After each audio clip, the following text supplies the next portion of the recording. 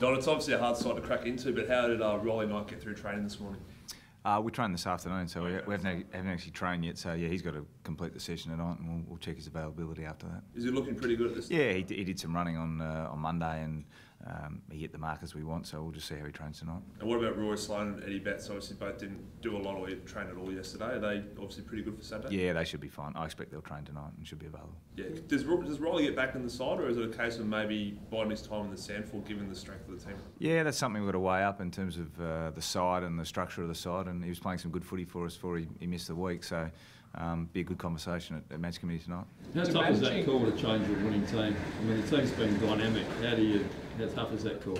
Oh, we'll take that on the facts of not only how we've played, how the sides play, but who we're playing against, and weigh all that up and make that decision. That's, it's a good dilemma to have when you've got guys who are outside the team who are playing good footy and have got claims to have a spot in the side.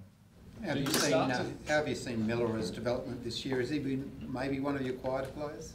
Yeah, he's a guy who's second year in. He's obviously his first year he probably tired towards the middle of last season, and he's come in, had another great pre-season, and is now he's playing some good footy for us. Is he someone that you'd maybe think about managing, given he is just a younger player and he hasn't played that much footy? Possibly. We'll weigh that up, and we talk to our high performance guys week in, week out, just in terms of the loads of players. We're mindful it's a long season, but we'll make those decisions as we need to. Don, you might have seen as well, there's a fair bit of hype around now, especially across the border over in Victoria. Well, how much do you buy into that, and what do you have to say to the players when you've got all these people over in Victoria and across the country saying that you are now the premiership favourites? Look, it's nice, for people to be reflecting on how we're playing, and but as I said, I think after the game on the weekend, I mean, people projecting and people providing opinions is interesting, but it's not really relevant for what we're doing. We're focused pretty much week to week, and we're focused on keeping going, trying getting better and playing good footy, and that won't change. I mean, the reality is we're at round 6. We've had a good start of the season, but we know there's a long way to go. Do you have to talk to the players about it? Oh no, they're in a pretty good space in that they understand. It's a balance between making sure that we maintain the confidence and belief in what we're doing, but understanding that doesn't guarantee us anything, because we'll run out on Saturday and the scoreboard will say 0-0, and it's not going to reflect anything we've done in the past. We've got to create our own story come the weekend. You talk about, obviously there's still ways to go. You always seek improvement. What are the areas, I'm curious, particular that, obviously without going to what are the areas that haven't pleased you as much as they could have pleased you? Oh no, look, I'm not going to go in the particulars. That sort of stuff we work on internally. We've made some improvement in some areas, and there's others we keep working on. I'm not going to specify them necessarily. It's and some of those things are things which we want to add to our game. Some of those things we want to keep building on that we've added, and we just want to get better at. So on that selection squeeze, does that keep the players grounded? I probably think it keeps them fully engaged in trying to get better. We're after the same. It doesn't matter which level you're playing at, whether you're playing in our AFL side or our Sandford side. We're really after the same thing, which is guys continuing to get better. And even on the weekend in our Sandford side, I was really happy with some of the performances of our young guys. We didn't get the team result, but some of our players came in and started to play to a level and a standard which I think will hold them in good stead if they get opportunities at AFL level. So pressure there is always good. I think the best sides often have guys who are unlucky to miss out, and we want to build that depth. Can it be disheartening for some of the Sandford players who have played consistent footy, but it's just such a tough team to break into?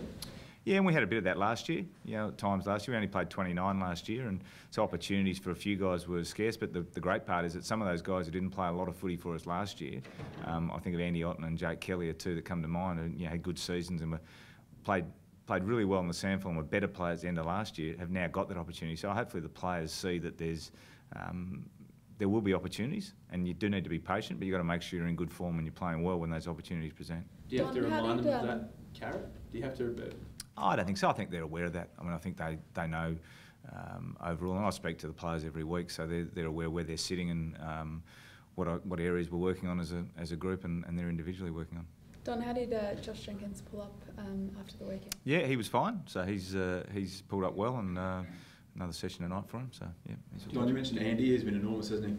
Yeah, it's been a great story for Andy, and I think it's a testament to the work he's done. As I keep saying, he's he had a great pre-season, came back with a really clear focus and view as to what he wanted for the year, and he's earned his spot and he's kept his spot. So he's done really well. He's not a restricted free agent. You expect bit of the commentary around him to bubble over since he's started playing so well. You'd like to keep him, obviously. Oh, the way he's playing, clearly, yeah, he's become a good part of the side. So we'll cross those bridges when we need to. And then Dustin, I mean, this is a bit further down the track. Dustin Martin's put off contract talks with Richmond. I know you can't comment on whether you'd want him here at the club, but do you think your 6-zip start, having 50,000 at the Adelaide Oval and playing as well as you are, really enhances Adelaide as a destination club? Well, I'd like to think so. I mean, it's one of those things where we want people to come to the footy club who can add to our footy club, and hopefully people outside see our footy club as a spot which is, as you say, we should be a good spot for people to come and want to play their footy. Don, why have you been able to score so freely this year when you're on almost record competition pace? Why have we been able to score so freely? I really haven't thought about that, to be honest, as to why. The way we play is, I've said it all along, we want to be balanced in how we play, and I think some of the work we've done in the contest and some of the work, probably in answer to your question, what we've done in the contest and some of our defence to be able to turn the ball over has allowed us to win the ball back, and then some of our ball movements stream from there. It's not, I think it's a great secret, it's just it's how it's evolved. When you first arrived, you took it upon yourself to improve the skills around the club. You used a lot of footballs during the pre-season. Are you now proud to see the way that they are using the ball and how efficient they are with the ball? Oh, I think our ball movements, as I said at the end of last year, I thought that was one of our strengths, and we've continued that this year, which is great. And skills are always going to be a vital component of any game plan. If you can't execute under pressure, under game day situation, well, it doesn't matter what your game plan if you can't actually keep the ball alive. And to our guys' credit, they've done a lot of work in that space, and they've built their expertise and their competency in that area, and they're executing on game day, which is great. Do you play at all differently in Tassie? It sometimes has some unique conditions, especially. Yeah, we'll just assess the conditions. I mean, I've been down there once, I think 2 or 3 years ago when I was with West Coast, and it was a pretty blowy day down there. Looks at the moment like the forecast is maybe some showers, so we'll adapt as we need to on game day. I don't think you can predict the forecast, so we'll just assess that and make any adjustments we need to on game day. Is it a bit of a danger game given North are 1-5 and I suppose pretty desperate at this stage? I don't see it as that. I think North, you've got to look at North's performances in the last month. They've got beaten by under a goal 3 times, and in all those games against quality opposition in Fremantle, the Bulldogs and Geelong, they were in front by 5 goals. So they're playing some really good footy. I mean, could quite easily be sitting, with a different win-loss ratio. So, no, we've got a lot of respect for North Melbourne and the way they play and the quality of their players. So, again, we expect another great test on Saturday. And how's Paul Seedsman tracking? Like, we haven't seen him in senior football this year. He's been struggling with that groin injury. What's the latest on his situation? Yeah, he's going really well. He's sort of had a few ups and downs in his return, but he's tracking. It's hard to put an exact time on it, so I don't want to commit to a time, but he's making good progress as he flows through his recovery program, and hopefully around the middle of the season we'll see him back playing some footy. Because he was like running laps, I think, before round 1. Has he sort of increased his training load much at all? Yeah, he started to build in the last probably couple of weeks. He started to build his training load. As I said, he had a couple of minor setbacks, but he's now back. From the latest report I spoke to him yesterday, he's in a good space.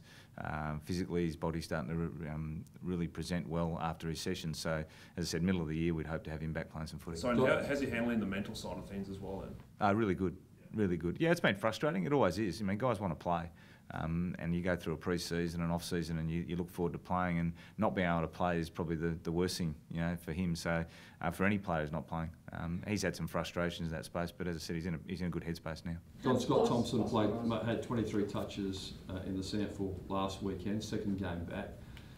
How far away? Will we see him in the AFL side again at some stage? Like where's he at? It's too early to tell. He's come back off an interrupted pre-season.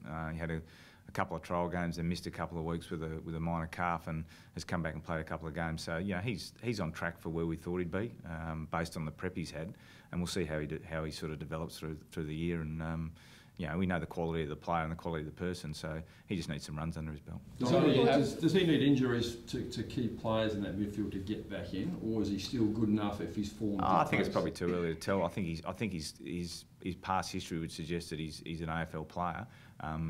Let's get him back up and going, and assess what it looks like from there. Guys, just quiz you about your the way your list is set up, and I think if I got my numbers right, there's no top 10 draft pick in your squad. I mean, Sloan's like a 30 and Crouch is a 20s. What does it say about the program and the way that you're building to have no top 10 draft picks in your team, yet you're quite clearly the benchmark of the competition? Oh, well, I don't know if there's anything about the program. I mean, we've got some, we've recruited some good young players. They come in, and again, where people get drafted is a number. Ultimately, we want to bring in as much high-end talent as we can and high-end character, and we've got that. And our guys are doing a lot of work, and they're getting reward for that work. They're improving, and they're capable. They're able to put it out in the park, which is what it's all about. So, look, it's a positive for us, and the situation we're in is exactly that. But as I said, we want more. We want to get better. Don, you have had some slow starts. What have you said to the boys at quarter time? Well, look, at quarter time, it's been more just addressing what the situation required. I mean, each game has been slightly different. And, for instance, on the weekend, clearly contested possession stuff was a problem for us. The players recognised it, and as again, to their credit, they were able to adjust that and make the change in the second quarter and basically flip that on its head. So all credit to the players. They're the ones who were able to then change that event. So it's pleasing.